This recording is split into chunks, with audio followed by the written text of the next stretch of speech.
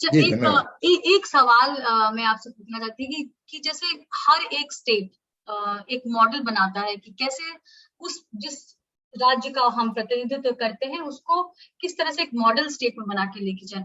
तो पिछली बार तो आपकी सरकार थी, इस बार हेमंत सोरेन की सरकार है, और हम ये देखते हैं कि झारखंड में आज तक कोई एक आइडियल मॉडल नहीं बन पाया है कि क्योंकि झारखंड एक टाइम में जाना अभी भी कुछ ऐसे शैक्षिक संस्थान है जिनको जाना जाता है, जैसे कि सेंट जेवियर्स हो गया, वहां लोग पढ़ने आते थे, दूसरे दूसरे राज्यों से पढ़ने आते थे। हालांकि जो बीते वर्षों में वो ट्रेंड काफी नीचे आया है और लोग झारखंड को छोड़ के दूसरे राज्यों में जा रहे हैं। ये स्थिति बिहार में भी है। लेकिन तो ऐसे में अगर भाजपा जो जिसका प्रयास रहेगा कि अगली सरकार उनकी हो, तो ऐसे में आप एक मॉडल स्टेट बनाने के लिए क्या कर रहे हैं? क्या आपने कभी सोचा है कि झारखंड को एक मॉडल स्टेट बना दे? क्योंकि नेचुरल रिसोर्स की तो कमी झारखंड में नहीं है, मुझे जितना लगता है वो ये है कि पॉलिटिकल इंटेंट की कमी है। तो वो उसको देखिए कैसे? जी। देखिए सच है कि राज्य 2000 में बना और इस राज्य की यात्रा की 21 साल हो गए लगभग।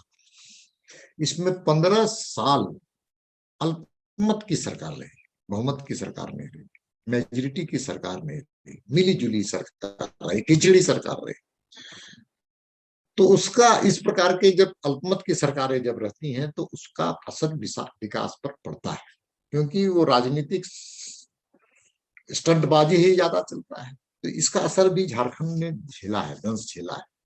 फिर भी बाबूलाल मरांडी जी प्रथम मुख्यमंत्री हुए। बाबूलाल मरांडी ने बहुत ही बेहतर आधारभूत संरचना खड़ा करने का काम किया। एक आदर्श राज्य में कैसी सड़कें हो, कैसी बिजली हो, कैसी पानी की शिक्षा हो, कैसी शिक्षा और चिकित्सा, ऐसे कई विषयों पर गंभीरता से पहली सरकार ने काम किया। दूसरी सरकार पे बीजेपी की अगली सरकार ने, मुंडा जी की सरकार ने।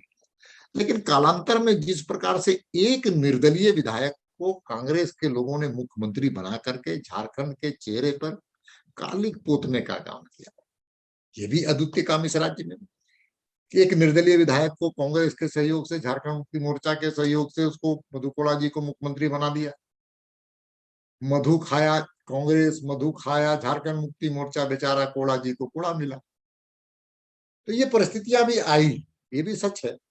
और सच ये है कि कालांतर में जब पिछली सरकार रघुवर दास की सरकार थी, बेहतर प्रदर्शन किया, बहुत ही अच्छा, बहुमत की सरकार थी, बहुत ही बेहतर, अच्छा, कुशल प्रबंधन और कुशल विकास का एक गति देने वाला कैसा राज्य हो सकता है। तो ये साबित हुआ है। चाहे रोजगार के क्षेत्र में छोटे छोटे इंडस्ट्रीज, छोटे छोटे इन्वेस्टर्स आए, और केवल माइंस और मिनरल्स पर आधारित नहीं, बल्कि यहाँ की जो मानव संसाधन है उसके आधार पर इस राज्य का बेहतरी कैसे हो, इसका उन्होंने काम किया था।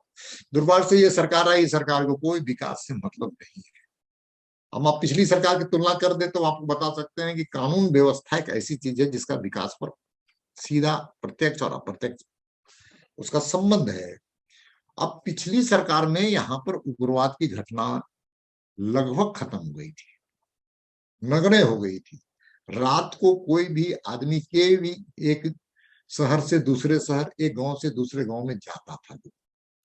आज फिर टापू बन गया है। रात को 7 बजे के बाद आप कोई एक शहर से दूसरे शहर नहीं जा सकते, एक गांव से दूसरे गांव नहीं जा सकते, एक प्रखंड से दूसरे प्रखंड नहीं जा सकते। ये झारखंड के 70% हिस्सों का ये कहानी है। तो इसलिए कानून व्यवस्था पिछली सरकार ने बहुत ही अच्छा, खासकर उग्रवाद के संदर्भ में नियंत्रण करने का काम किया। वो आज धाराशाही हो गया। जो इन्वेस्टर्स आए थे, छोटे छोटे गारमेंट्स के, चप्पल बनाने वाले, साइकिल बनाने वाले, सब वापस लौट गए। केवल माइंस और मिनरल्स के आधार पर इस राज्य की बेहतरी नहीं की जा सकती है। छोटे छोटे लघु उद्योग, कॉटेज इंडस्ट्रीज, जिसको वोकल फॉर लोकल्स की हम बात करते हैं, ऐसे उद्योग की एक बड़ी संभावनाएं हैं। यहाँ पर केवल खनिज संपदा ही नहीं है, बल्कि वन संपदाएं हैं। वन संपदाओं के आधारित हम कैसे छोटे छोटे उद्योग लगा करके आदिवासी और छोटे जो निरीह समाज है, उस समाज को हम कैसे आर्थिक रूप से और आगे बढ़ाएं, ये भी सोच हम सब लोगों को करना है। और आगे हम लोग करेंगे। आने वाली सरकार बीजेपी की, यहाँ ईमानदारी पूर्वक मैं कह रहा हूँ सुजाता जी, ये आने वाली सरकार जब भी चुनाव होंगे तो भारतीय जनता पार्टी के नेतृत्व में सरकार बनेगी, और ये सरकार में जो आज गलत काम हो रहा है, वे लोग आज ऐसे कई मामले हैं जिन पर मुकदमे किए जाएंगे, उनको जेल भेजे जाएंगे।